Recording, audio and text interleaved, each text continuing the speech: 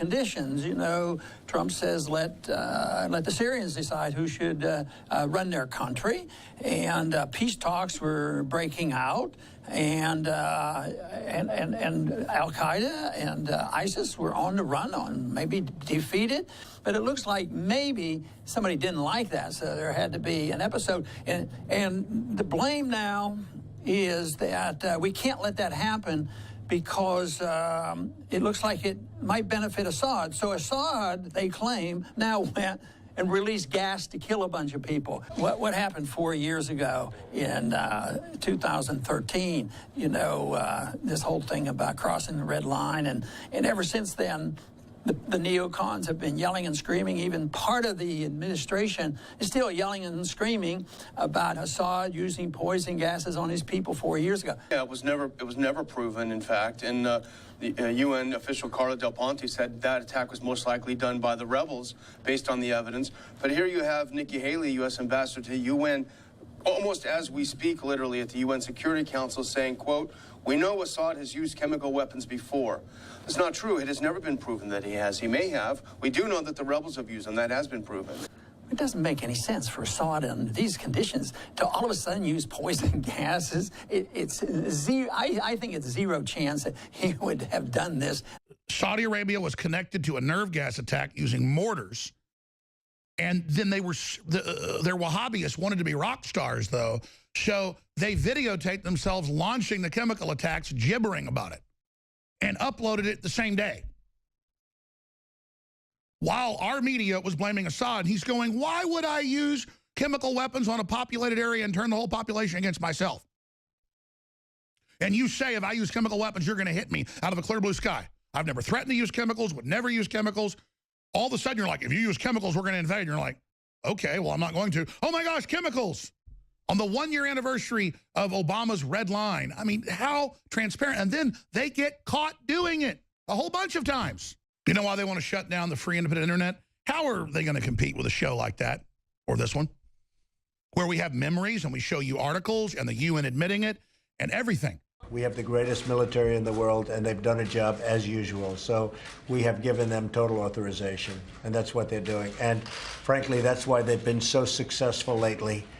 If you look at what's happened over the last 8 weeks and compare that's what really to what's happened over the last 8 years, you'll see there's a tremendous difference. We have incredible leaders in the military, and we have incredible military, and we are very proud of them. And this was another very, very successful mission. Love the flow. 69. Now it's time for new, believable people, and we must do it. If we don't control insiders, this will be over and over. To lead by an any. In order to fulfill my solemn duty to protect America and its citizens, the United States will withdraw from the Paris Climate Accord, but begin negotiations to re-enter either the Paris Accord or in really entirely new transaction on terms that are fair to the United States, its businesses, its workers, its people, its taxpayers. So we're getting out. This was a non-binding, unenforceable agreement whose effects, even if every nation involved followed the agreement to the letter, cannot be known with any precision. It doesn't matter. The world just ended. This will be the day that the United States resigned as the leader of the free world. I have such rage and sadness. We just watched a dangerous little man give a very, very scary speech. So he is not helping the forgotten American. He is hurting them. Their kids will have worse asthma in the summer. The president who talked about putting America first has now put America last. Shut the f up! Well, we're no longer obviously talking about science here. What you're watching is a priesthood defending its faith. The essence of science, meanwhile, is skepticism that's relentlessly testing what you think you know to make certain you actually know it. Press for explanations as to what they're talking about, and you're attacked as immoral, a denier. The matter is settled. Every word immutable and holy. Questions equal apostasy. Shut up and believe. The irony is that almost none of the religious figures you saw sermonizing on television today actually know much about the Paris Agreement beyond the bullet points they've been handed by their producers. What's in it? Do they have any idea? And if so, why haven't they told us till now? Before today, most of the people you just saw spent far more time yammering about Clockboy and transgender bathrooms than about climate accords. So what is in the agreement? Well, there are a lot of things in the agreement, and a few of them are worth knowing. First, if the U.S. were to stick with this accord, we'd be pledging to cut our greenhouse gas production by at least 26% below the levels it was in 2005. And it's not expected of China, India, or other huge polluting countries who, by the way, happen to be our chief economic rivals. Under the Paris Agreement, rich nations like the United States agree to send $100 billion to poorer countries every year starting in 2020 to aid with their transition to green energy. China, meanwhile, has not pledged a cent, the world's biggest polluter. In fact, China is likely to receive some of this money. Keep in mind the Chinese economy is predicted to overtake our economy in less than a year from right now, but somehow we ought to subsidize their energy production? That is lunacy. It's masochism. We've already guessed how we're supposed to pay for all of this, higher energy costs here. Americans would pay more for gas, more for electricity, more in taxes, all in the name of meeting obligations that other countries don't have to meet. I was elected to represent the citizens of Pittsburgh, not Paris. Move! Get out the way! Get out the way!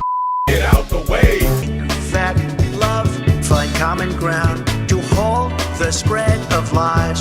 And we must do it big. Fat love, find common ground to halt the spread of lies. And any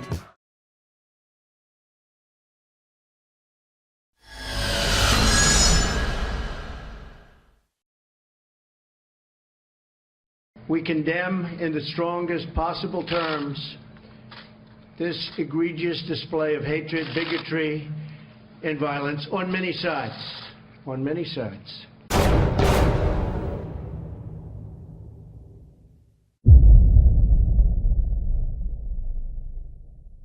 Why is President Trump showing sympathy for white nationalists and other hate groups? One editorial board of a big paper this morning calling the president America's bigot-in-chief. Donald Trump, short of only maybe Woodrow Wilson and Andrew Jackson, is being himself more than any other previous president with disgraceful racial views. Barack Obama was a black president. Maybe he didn't think that Barack Obama was fit to be in office. He traded on racial animus and racial BS, and he's been doing it for decades. Anyone who is in that White House and who is supporting him is complicit in their racism as well. We can surely say his words have absolutely emboldened white supremacists. Racism is evil, and those who cause violence in its name are criminals and thugs, including the KKK. Neo-Nazis, white supremacists, and other hate groups that are repugnant to everything we hold dear as Americans.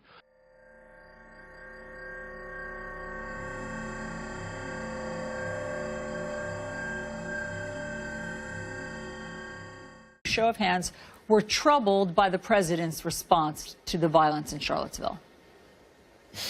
Gotcha, bitch!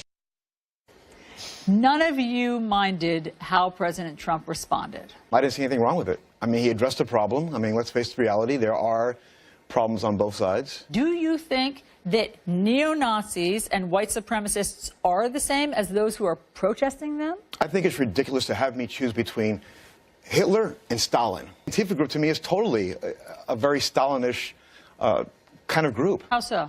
If you're willing to set fires and burn places to the ground, that doesn't sound like a very peaceful group to me. But they didn't. They're both the same evil. The people who were marching with the signs, do you see them as neo-Nazis and white supremacists? I mean, it hasn't been investigated, so we really don't know who was out there. But I'm telling you, I've seen videos of other people who were out there who were not neo-Nazis. You believe that there were very fine people protesting? Yes, I do. The Antifa people, the protesters, they didn't show up Friday night. They showed up Saturday. These protesters showed up the second day.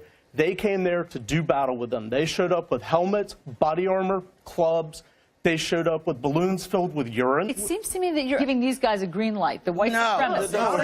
Not at all. Why do you seem more angry at Antifa than at the neo-Nazis in the I'm not more angry. It's equal. The media is not covering it. They're only focused on making neo-Nazis and white supremacists out to be Trump supporters.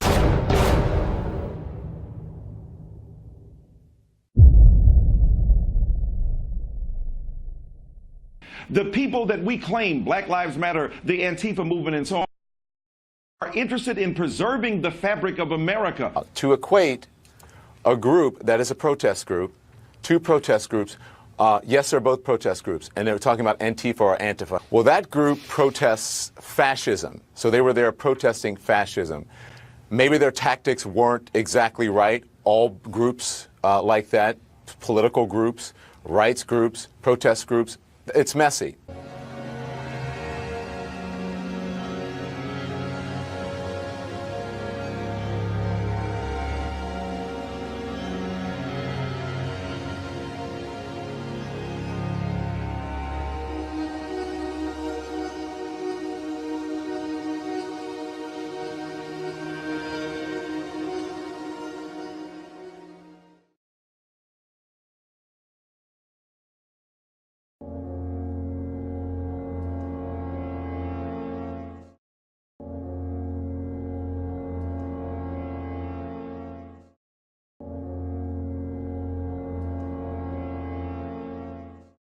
In Hollywood, she says she got some small parts, then larger ones, and she got the attention of one of the reigning titans of the business, producer Harvey Weinstein.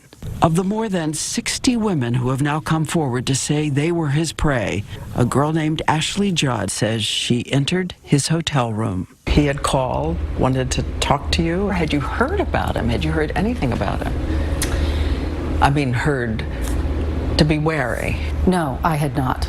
No, I had no warning. When I went to the desk and I said, Mr. Weinstein, is he on the patio? And they said, he's in his room. And I was like, ugh, are you kidding me? But you went up because? I had a business appointment. Which is, that's, his pattern of sexual predation. That was how he rolled. She says the man inside began insistent pressure. She says he first asked to give her a massage because she must be tired and then asked for her to give him one. She says he steered her into a hallway near a closet. He asked me to pick out his suit for the day. She also says she remembers the bathroom just ahead, no exit. She says she wouldn't sit down. She remained standing as she cowered in the hall 5 to 7 minutes and says at one point he asked her to come into the bathroom and watch him take a shower. But she has an idea. Make a deal, an encounter someday. And he kept coming back at me with all this other stuff. And finally, I just said, when I win an Oscar in one of your movies, okay? And he was like, yeah, when you get nominated. I said, no, when I win an Oscar. And then I just fled. And she told other people in private, agents, actors, people who worked in Hollywood at a time when Hollywood turned a blind eye. Congratulations, you 5 ladies no longer have to pretend to be attracted to Harvey Weinstein. Don't do it, J-Mo. You don't want to mess with Weird Al. Oh, please. I'm not afraid of anyone in show business. I turned down intercourse with Harvey Weinstein on no less than 3 occasions. The actor Anthony Rapp publicly accused Spacey of pushing him onto a bed and climbing on top of him during a party in the 80s when Rapp was just 14 years old. Spacey claims not to remember the incident, but apologized for any hurt. Help! I've escaped from Kevin Spacey's basement! Help me! Breaking news for our viewers out west, as you mentioned, NBC's Matt Lauer has been fired over reports of inappropriate sexual behavior in the workplace. The chairman of NBC, Andrew Lack, saying in a memo there were specific complaints from a colleague reported on Monday, and they have reason to believe it was not an isolated incident. Bye. Bye-bye. I'm going. Pretty sweater. Keep bending over like that. It's a nice view. Drink it in, ladies. Again, Matt? Really? It's the 3rd time this week. You're making me lactate. Get it while it lasts. I hosted the Today Show with Matt Lauer for 15 years. What is Matt's most annoying habit? He pinches me on the ass a lot. John Conyers has retired from the U.S. House of Representatives, this after a series of sexual harassment allegations against him by various women who have worked in his office. John Conyers, gone. The fact that people are willing to be public can change things. I mean, we all talked about for years. A little bit at a time. Well, you know, don't get in the elevator with him, you know, and every female in the press corps knew that, right? Don't get in the elevator with him.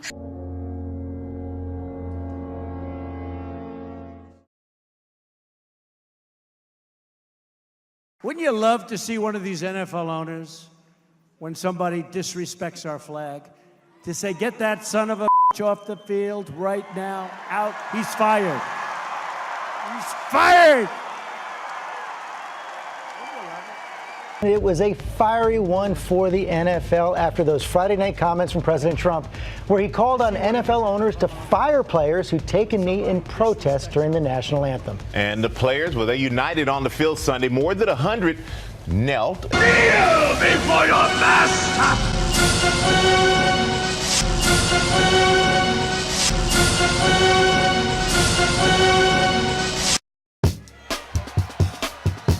Love the flow. 69. Now it's time for new, believable people, and we must do it. If we don't control insiders, this will be over and over. On this vote, the ayes are 51, the nays are 48. The Senate recedes from its amendment and concurs in H.R. 1. With further amendment, the Tax Cuts and Jobs Act is passed. You get a tax cut. You get a tax cut. You get a tax cut. You get a tax cut. You get a tax cut. Everybody gets a tax cut.